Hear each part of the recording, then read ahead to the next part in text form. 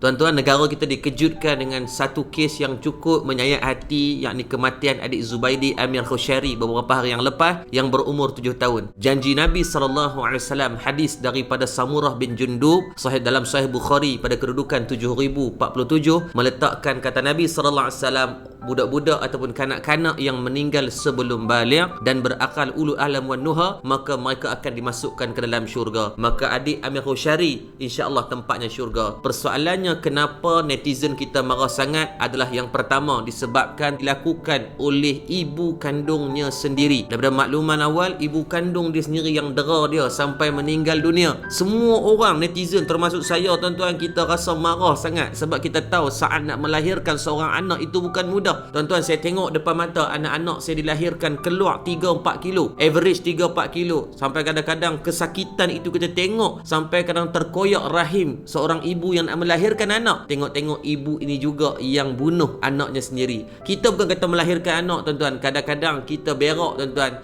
taik hak comel-comel keluar tu kita rasa pedih pungkong, apatah lagi saat nak melahirkan anak. Maka itu yang membangkitkan kemarahan netizen. Yang kedua, kita yakin ramai daripada netizen yang sedang Allah uji mereka lama tidak dapat zuriat, menikah bertahun-tahun tak dapat zuriat. Tengok-tengok yang ada, yang Allah bagi secara percuma ini, dia pula bunuh anaknya sendiri. Tuan-tuan, tak dapat zuriat adalah ujian yang cukup berat kepada manusia. Kalau kita tengok dalam Al-Quran, Allah Subhanahu Wa Taala menguji dua rasul, Nabi dan Rasul yang diuji lama tidak peroleh anak dan zuriat. Yang pertama, Allah cerita di dalam surah As-Saffat, bercerita tentang Nabi Ibrahim alaihissalam.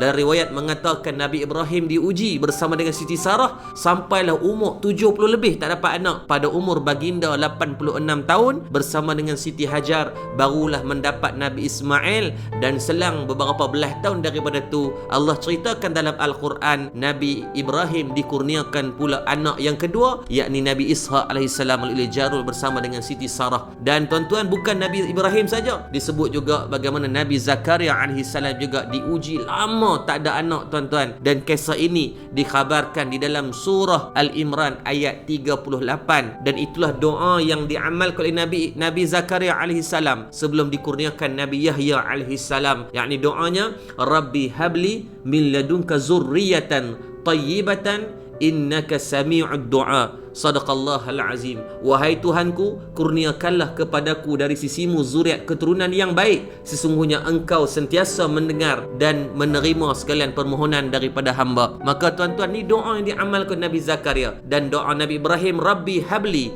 minas salihin, daripada surah As-Saffat ayat yang 100. Maka itu yang menjadi kemarahan netizen-netizen daripada perbuatan pembunuhan yang sangat tragis kepada adik Amir Khusyari. Maka tuan-tuan dirahmati Allah, dalam bab zuriat, tuan-tuan, kalau kita tak mampu nak jaga, bagilah kepada orang yang memerlukan. Janganlah dicederakan, janganlah dibunuh, janganlah diapa-apakan. Sebab apa, tuan-tuan? Anak itu adalah amanah Allah Subhanahu Wa Taala. Kita doakan yang baik-baik daripada apa yang berlaku ini, disebabkan kalau kita mungkin ujian kepada siapa yang melakukan ini adalah mungkin ada depression, maka kita doakan yang terbaik. Amir Khusyari, syurga bagi dia. Adapun pada si pelaku, moga-moga Allah bagi menunjukkan penghakiman yang terbaik daripada apa yang mereka lalui. Dan pada kita juga ujian agar mengawal lidah dan mengawal jari jemari daripada melakukan pada perbuatan dosa yang boleh meletakkan kita di tempat-tempat yang tidak baik. Maka kes ini menjadi satu tragedi hitam yang sepatutnya kita ambil sebagai satu bentuk kenangan. Tahniah diucapkan kepada keluarga angkat yang Allah mengizinkan kamu menjaga anak syurga. Mudah-mudahan pahala dan syurgalah bagi kamu walaupun keluarga angkat. Dan kepada kita semua, sama-sama kita jaga iman. Ingat, it's not about what you give and you get back,